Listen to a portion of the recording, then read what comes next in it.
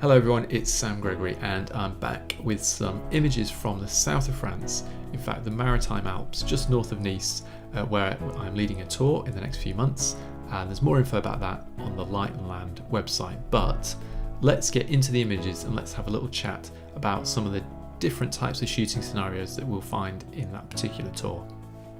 So here we are. This is a beautiful waterfall area around the place that we're going to be staying in France, and I've been here a few times now actually, and it's quite a nice thing to wrestle with compositionally because there's some wonderful flowing shapes in the rock, and the water can vary obviously depending on the flow, obviously, which depends on the rain and what's coming off the mountain, etc, etc.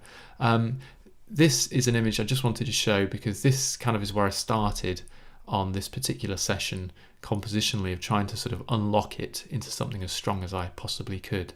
And that's always the way I try to work, and it's always the way that I try to help people with as well, is taking out the bits that aren't really adding to the story and or adding to the flow or to the strength of the composition. So I know in my mind I don't really like this left hand side at all, but it's just an idea of where to start, and you'll see in the next few images maybe how my brain starts to work and how I would encourage you to just use different focal lengths and concentrate on the shapes within the frame, and then really try to refine it down to what the core elements are.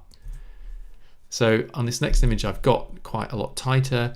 I enjoyed the light that was being caught inside the rocks here, and what I'm really starting to do is I'm starting to try and mirror what's happening on this left hand side as we look of the water against the right hand side shaping of the rock. And I'm also playing with shutter speed, so that's 1/10 of a second, and I'm just playing with ideas at this point. Here again I've abstracted even further, and that's often what I'll do.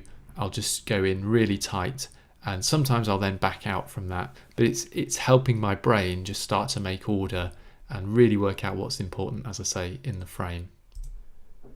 Now this is the finished image, so to speak. This is what I would call the winner from that session, and I understand people may like the other ones or may not like any of them, but there we go.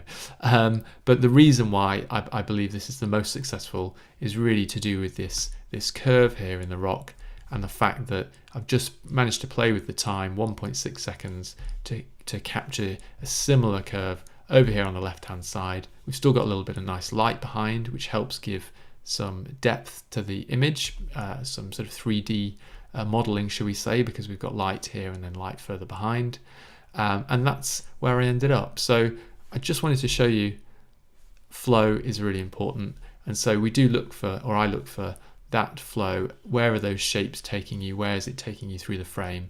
And yeah, this area is beautiful. And if you do come with us in the next few months to France, it's an area we would visit, and I would encourage you to work on a set of images from there to really unlock some of the compositional elements of that frame. Anyway, that's it on this image. I'll be back with some more close-up work actually from France on the next video.